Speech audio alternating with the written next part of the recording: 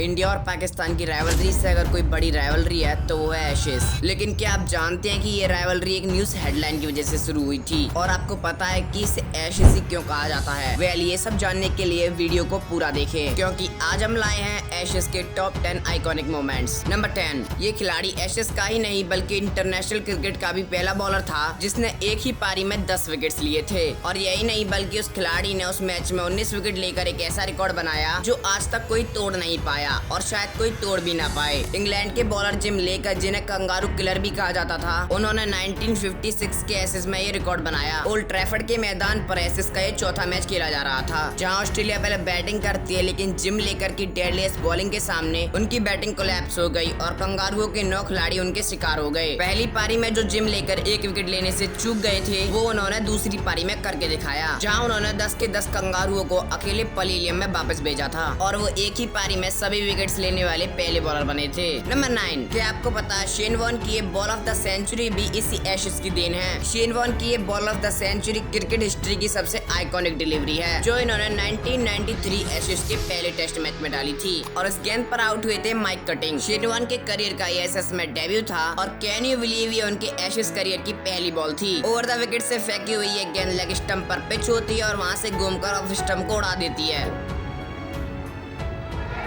He's done it. That's all it needed.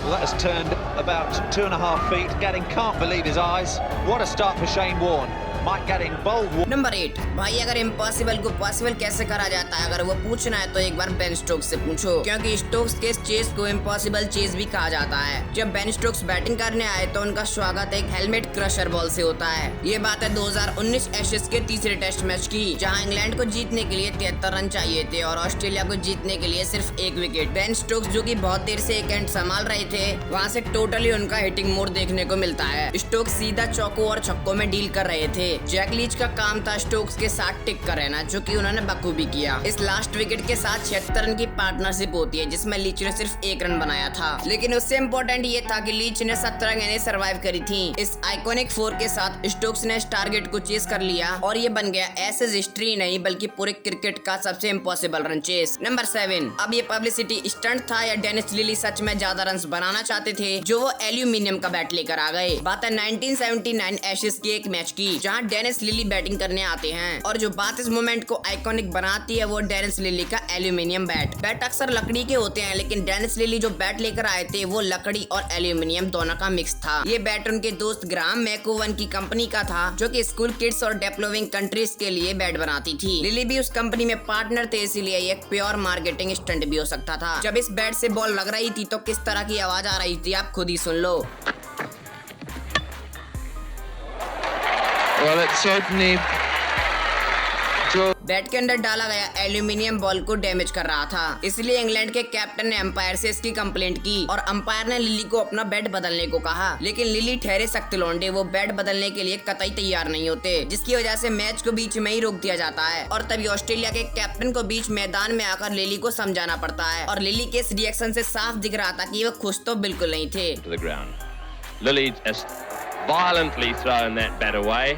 Number 6, अगर आपका birthday हो और उसी दिन आप टीम के हीरो बन जाओ तो आपको कैसा लगेगा? वेल, ऐसा ही किया था ऑस्ट्रेलिया के पीटर सिडल ने 2010-11 के एशेज में। अपने ओवर की लास्ट बॉल पर पीटर सिडल को केविन पीटरसन की विकेट मिलती है। वेल, ये तो सिर्फ ट्रेलर था, असली फिल्म तो सीडर ने अपने अगले स्पेल में दिखाई। इस पारी का 66वां ओवर था और इस ओवर की तीसरी गेंद पर पीटर सिडल को एलेस्टर कुक की विकेट मिल गई और अगली ही गेंद पर मैट प्रायर को पीटर ने बोल्ड करके वापस भेज दिया। अब यानी पीटर सिडल अपने करियर की पहली हैट्रिक पर थे। अब अगले बैटर थे स्टुअर्ट ब्रॉड। स्लिप कॉर्नर पूरा भरा हुआ था। ब्रॉड ने सोचा पीटर एच की तलाश में होंगे, लेकिन पीटर सिडल उन्हें सरप्राइज करते हुए एक टो क्रशिंग यॉर्कर डालते हैं और इस यॉर्कर बॉल पर स्टुअर्ट ब्रॉड एलबीडब्ल्यू सामने पाए जाते हैं और इस ओवर में लगातार 3 विकेट लेने की वजह से पीटर सिडल अपनी हैट्रिक पूरी कर लेते हैं और इससे बड़ा गिफ्ट उनके लिए अपने बर्थडे पर क्या हो सकता है। नंबर 5, अपने एशेज के डेब्यू मैच में इस 22 साल के लड़के ने 83 साल पुराना रिकॉर्ड तोड़ दिया था। 2013 में लॉर्ड्स के ग्राउंड पर डेब्यू होता है द लेजेंड जो रूट का, लेकिन पहली पारी में रूट सिर्फ 6 रन रन बनाकर आउट हो गए। पर जब दूसरी इनिंग शुरू हुई तो उनकी टीम के अर्ली 30s पर 3 विकेट आउट हो जाते हैं और फिर हमें देखने को मिलता है द जो रूट का लेजेंडरी गेम प्ले। इस प्रेशर में रूट अपनी 50 पूरी करते हैं और यान बेल के साथ स्कोर बोर्ड को आगे बढ़ाते हैं और देखते ही देखते इस चौके के साथ रूट अपना शतक पूरा कर लेते हैं। रूट की पारी में 180 रन आए और वो ऐसा करने वाले इंग्लैंड के फर्स्ट बैटर बन गए। नंबर 4, क्या आपको पता है सन डॉन ब्रैडमैन के एशेज में इतने रिकॉर्ड हैं जितने प्लेयर्स मैच भी नहीं खेल पाते।